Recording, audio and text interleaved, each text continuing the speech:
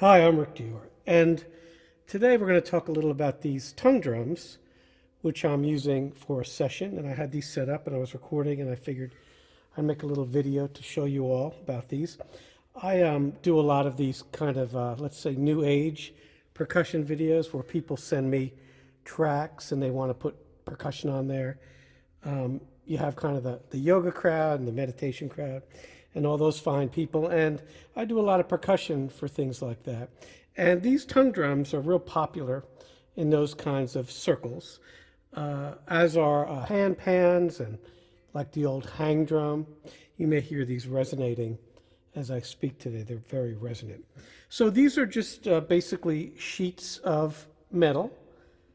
And I don't know how thick they are. I don't know the gauge steel, but they're cut into tongues and pitches, and I'm pretty sure they're laser cut, obviously, and mass produced. They are not that expensive at all. I got these from Steve Weiss, where I buy a lot of my equipment, and I don't know. I think this one was maybe a couple $100, and these were much less. These two. So they're different. That you can get lots of different scales. I believe these two are Akebono scale, used a lot in traditional Japanese music.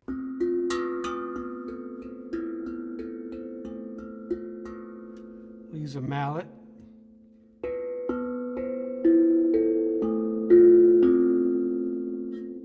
And these two drums are exactly the same. I just separate them for a stereo effect. Now this middle one is tuned to C, pentatonic, so.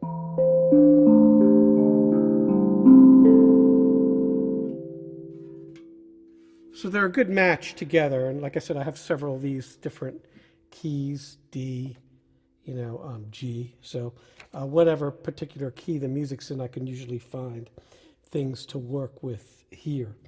And this is just a particular setup. I don't have any setup that I use standard.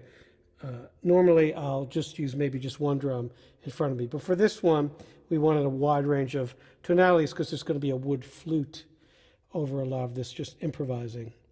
One thing you can also do is use some sort of shaker on your fingers. These finger shots, these LP finger shots, work great for that. So I'll show you how I do this.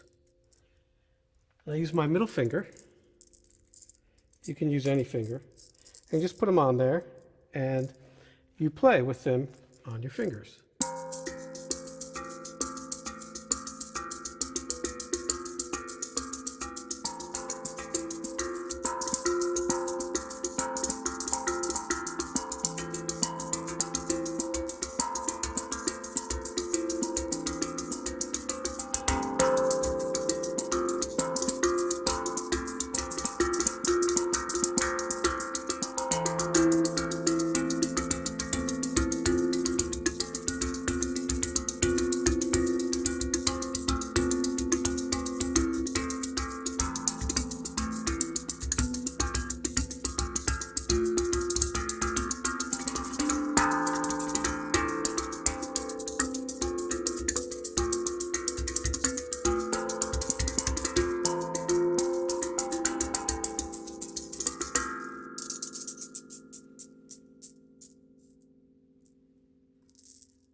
So that can be real effective, really for any type of hand drum, but especially these.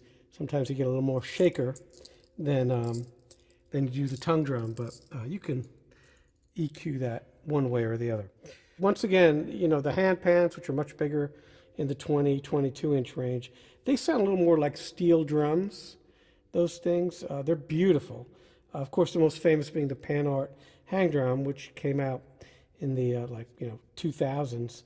And those go for a whole bunch of money right now in the, 4,000 or 5,000, sometimes more, depending on the particular time they were made, and what scale they're made in. So they're not made anymore, but there's lots of really great hand pan companies that make those things. You can go on, Reverb or eBay or just online and see some for sale. Be real careful about who you buy them from.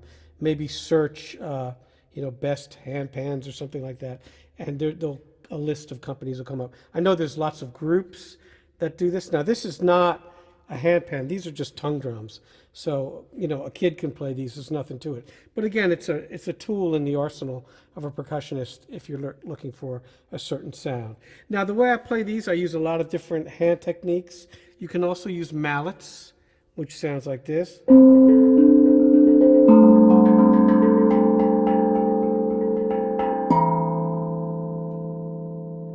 can get a little vibrato from there if you do that, right when you hit it. You can even play with 4 mallets. So.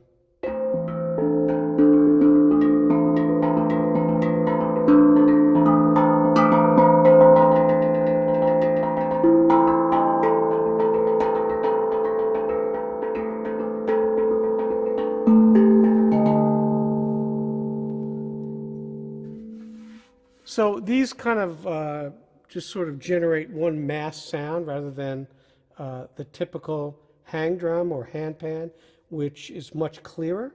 So these will blend together more. Now you can also use different techniques, like conga techniques.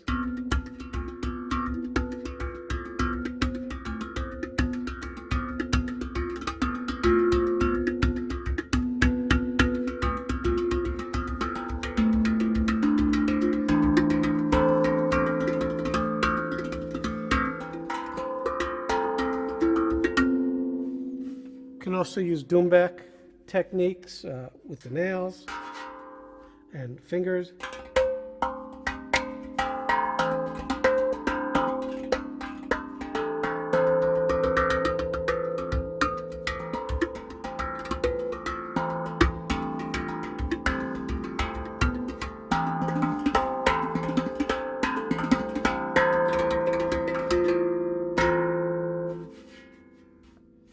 And you can do slaps.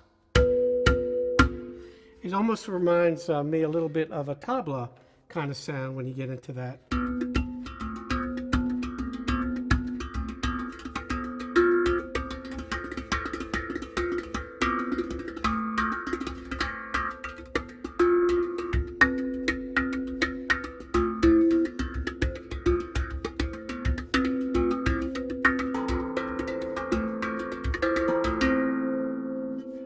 So those overtones mimic that in a way. So, you know, the sky's the limit. They're fun to play on. They don't hurt your hands at all. They're pretty forgiving, very smooth. When you buy these, just make sure you get one that's, like I said, cut like this, no jagged edges. All right, these are good. Several drum companies, not companies, but stores like Steve Weiss, Percussion Source sells them. So you can find them really anywhere. I don't endorse any of this stuff. I don't have any kind of deal. I just use them.